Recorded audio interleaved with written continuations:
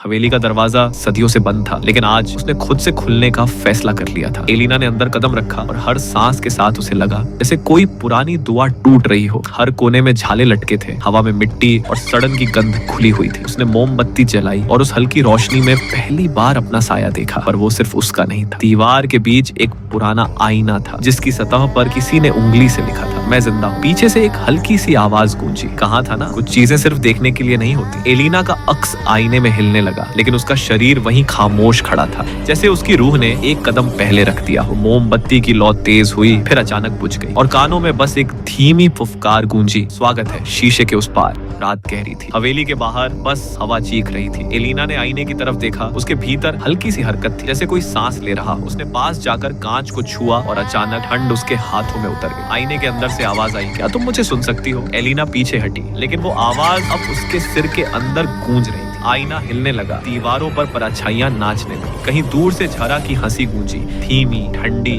और किसी दूसरी दुनिया से आती हुई। एलिना ने मोमबत्ती उठाई, पर उसकी लौ आईने की सतह पर बुझ गई और बस आईने के अंदर उसकी परछाई मुस्कुराई। उस मुस्कान में डर था और एक बुलावा, आओ मुझे आजाद करो। हवेली के कमरे में अब सिर्फ सन्नाटा नहीं था, वहाँ किसी की मौजूदगी महसूस हो रही थी। एलिना ने फर्श पर पड़े पुराने दिए जलाए और एक तस्वीर नजर आई, सहरा की। उसकी आंखों में वही दर्द था जो अब एलिना के चेहरे पर झलक रहा था। धीरे धीरे हवा भारी होने लगी, जैसे कोई और भी सांस ले रहा हो। आईना फिर से कांपा, इस बार उसके अंदर से झरा की आवाज आई, मैं वही हूँ जो अधूरी रह गई थी, अब तुम मेरी आवाज़ी हो। एलिना के कदम अपने आप आईने की तरफ बढ़े, उसकी आंखों में डर और जिज्ञासा एक साथ जल रहे थे। कमरे की हर दीवार पर परछाइयां हिल रही थी, मानो सब कुछ जिंदा हो उठा हो। और फिर आईने के भीतर से हाथ निकला, पारदर्शी, ठंडा और झराका। एलिना ने एक पल को अपनी आंखें बंद की और उस स्पर्श ने सब कुछ बदल दिया। अब सिर्फ एक रिश्ता बचा था, एक जिंदा और एक मरी हुई रूह के बीच। रात के सन्नाटे में हवेली फिर से जाग उठी थी।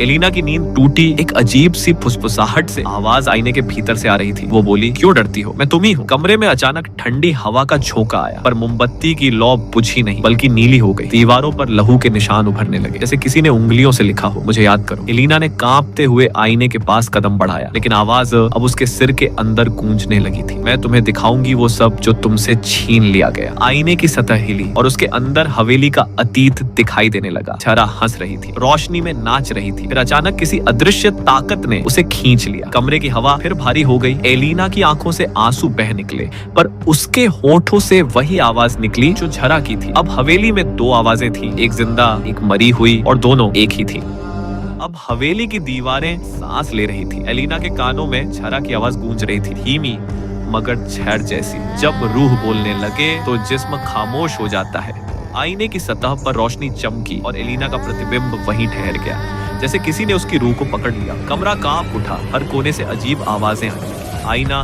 दरारों से टूटने लगा और हर दरार के पीछे एक चीख छुपी थी। एलिना का चेहरा बदलने लगा, उसकी आंखों में अब चेहरा की ठंडक थी। वो बोली, अब मैं पूरी हूँ। यादों की लपटें उठी, जलती आग, चीखें, जादू और बदले की बू। ये कोई इंसान नहीं था, ये एक अधूरी रूह का गुस्सा था। आईने में अब सिर्फ चेहरा का चेहरा रह गया था, और वो चेहरा मौत का दूसरा नाम था। हवेली के सबसे अंधेरे कमरे में अब सिर्फ एक साया था, एलिना, जो अब चेहरा की पकड़ में थी। दीवारों पर जले हुए तावीज, खून के बने घेरे और लाल लौ में जलती मोमबत्तियां। ये कमरा इबादत का नहीं था, ये बदले का मंदिर था। बीच में एक बूढ़ा आमिल बैठा था, हाथ में काला किताब। उसकी आवाज में अजीब कंपन थी, जैसे वो खुद को भी जादू से बचा नहीं पा रहा। जब रोशनी और अंधेरा एक साथ सांस लेते हैं तो जादू अपना असली रंग दिखाता है। दीवार पर टंगा आईना धड़कने लगा, जैसे उसके अंदर कोई दिल धड़क रहा हो। धीरे धीरे धुआं फैलने लगा और आईने में झरा का चेहरा पूरी तरह उभर आया। सफेद आंखें, जला हुआ चेहरा और एक धीमी मुस्कान। आमिल ने कुरान उठाई, मगर तभी दीवारों से खून बहने लगा। झरा की हंसी गूंजी और आमिल की आंखें हमेशा के लिए खुली रह गई। अब वो कमरा फिर से खामोश था, सिर्फ आईने में दो रूहें बंद थी, एलिना और झरा। हवेली के ऊपर आसमान में तूफान मचल रहा था, भीतर से चीखों की गूंज उठ रही थी, जैसे दो रूहें एक ही शरीर में जंग लड़ रही। आईना अपने आप कांपने लगा, उस पर दरारें फैलती चली गईं। हर दरार से एक चीख निकल रही थी और हर रोशनी एक बद्दुआ बन रही थी। एलिना जोर से चिल्लाई, ये मेरा जिस्म है। उसके हाथ लहू लुहान होते गए जब उसने आईना तोड़ने की कोशिश की। झरा की आंखें अब और भी डरावनी हो चुकी थी, उनमें गुस्सा और हक का नशा था। आईना अचानक फट गया, शीशे के टुकड़े हवा में उड़ने लगे, हर टुकड़े में झरा का चेहरा झलक रहा था, हंसता हुआ, ताना मारता हुआ। कमरे में धुआं फैल गया। जमीन पर एलिना बेहोश गिर पड़ी। जब सब थम गया तो आईना गायब था, सिर्फ सन्नाटा रह गया, जैसे हवेली ने फिर किसी को निगल लिया हो।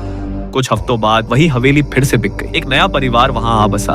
बच्चे हंसते खेलते भीतर दौड़ रहे थे, जैसे उस घर ने कभी चीखें सुनी ही ना। बेटे के कमरे में पुराने सामान के बीच पड़ा था वही आईना। माँ ने धूल साफ करने के लिए उसे उठाया और एक पल को उसने देखा। आईने में उसका चेहरा नहीं, झरा का साया मुस्कुराता हुआ था। वो चौंक गई, पर अगले ही पल सब सामान्य लगने लगा। रात हुई। बच्चा आईने के सामने खड़ा था। वो हल्का सा हिला, लेकिन उसका प्रतिबिंब स्थिर था, बिल्कुल न हिलने वाला। बिजली झपकी, कमरा अंधेरे में डूब गया। आईने से एक धीमी सरगोशी आई। एलिना। कहानी यहीं खत्म नहीं हुई, क्योंकि जब आईना फिर बोले तो समझो रूह अब भी जिंदा है।